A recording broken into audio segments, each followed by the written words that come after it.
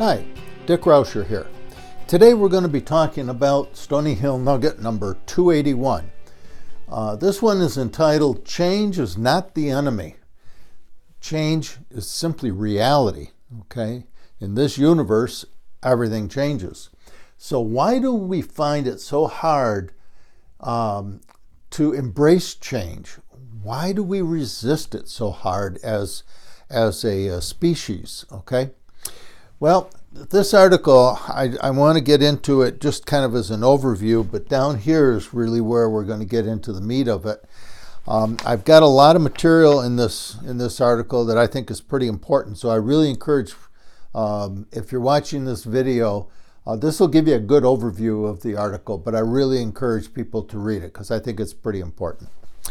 Okay, let's get started. Why do we find change so difficult?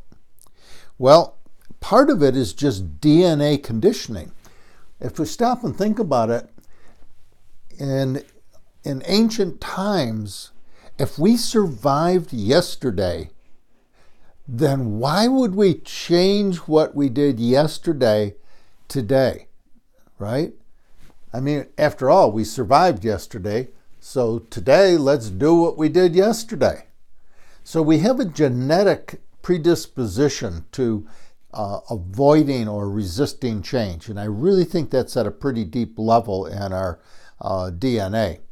But there's also another problem that we run into in terms of change and accepting change. And that is the primitive ego does not like change, not because of the DNA, but because it fragments our self-identity. In other words, if we change a belief, then our sense of who we were has changed. We no longer see the world quite the same way because we've changed a belief. And believe it or not, inside, that leaves us a little fragmented. That causes a little bit of anxiety. Sometimes it's pretty subtle, but it's there, okay? So what we've got is a built-in resistance, both genetically and in an attempt to preserve our self-identity and to maintain our sense of self, okay? So that's probably the kind of in a nutshell, a simple way of talking about the resistance to change. Now, there are two kinds of change. And one form of change is good change. Good change is when we embrace change. When we are willing to embrace change in our belief systems or even in the way we do things, the way we function in the world, then we are manifesting an open mind. We are allowing ourselves to become the person that we were born to be. When we have an open mind, we develop wisdom. We increase our ability to be wise. Why? Because we increase our ability to learn. So when we embrace change, then we are moving in a direction of wisdom and learning. Now, bad change is when we fear it. If we fear or resist change, then what we're really saying is we have a closed mind. We don't want anything new. We want just exactly what we had yesterday, and we want all our beliefs to be exactly what they were yesterday. Thank you very much. Okay? Now, the problem with that is sometimes there is new evidence that would challenge our beliefs, but if we have a closed mind, then we don't grow. In fact, we tend to solidify our beliefs. We make them even more rigid. Again, we're trying to protect our self-identity. The problem then is, of course, we don't learn, and this is the big one. We increase our ability to move into ignorance. So one of the things that I try to point out in this article is that we want to learn how to embrace change, because this is the way that we're going to grow. Now, why is this article important? I think it's pretty important for this reason. Our nation is struggling with those two choices right now. We have a lot of folks on both sides of the aisle politically who have moved into resisting change. In other words, they've closed their minds, they've hardened or solidified their belief systems, and they've moved into extreme positions, either right or left, conservative or liberal, okay? And of course, what happens then is that we end up with an awful lot of ignorance and very little forward movement because everybody's just butting heads, okay? So, if our nation is struggling with this choice, then it would behoove us to kind of look back and take a look at what's really going on. And here's my take in this article. I think we're trying to go backwards instead of forwards. When we resist change, what we're really doing is we're saying we want to go back to the way it was. We want to go back to the 1950s. We want to make America great back like it used to be in the 1950s. The problem, of course, is that we live in a different world. This is not the 1950s, okay?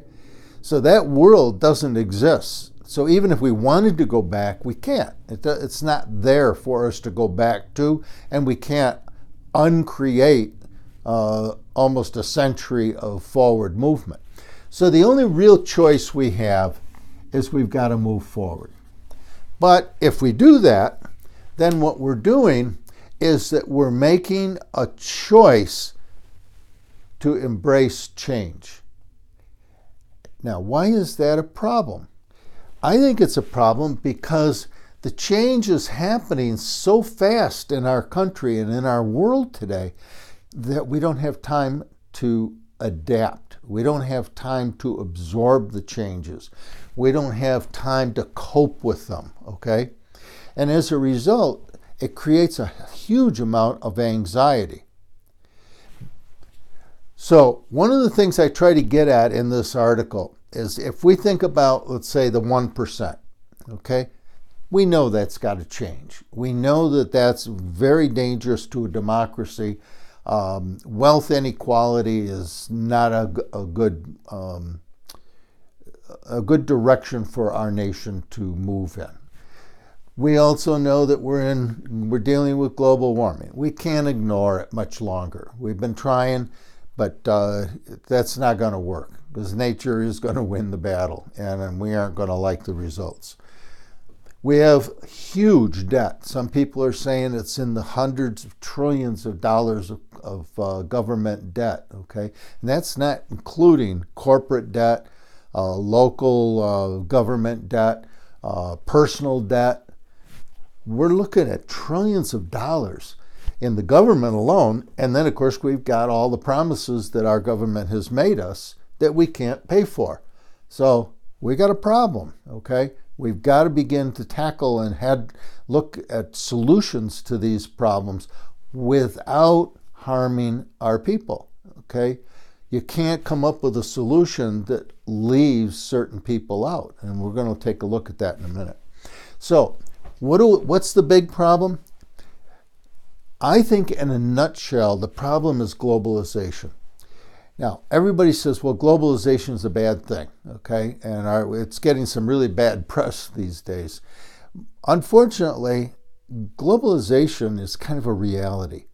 We are a totally interconnected and interwoven economic world, okay? And I don't think there's any way that we can back out of that, okay? That would be pure, utter chaos. So, if that's the case, then why is globalization a problem? And I think it boils down to two basic issues. Issue number one is that we're trying to force changes too quickly. When you take a family or a community or a nation and you try to change the worldviews and the values of those organizations, it takes a long time. It doesn't take years, it takes generations to absorb those changes. And we're not giving the world time to make those changes. So what happens, and I'll show you an example here in a moment, what happens is that we've ended up in a never-ending war. We're trying to bomb our way into the 21st century, okay? We're trying to create, we're trying to bomb out ideologies, and that never works. So the only thing we're doing is creating more terrorists, okay?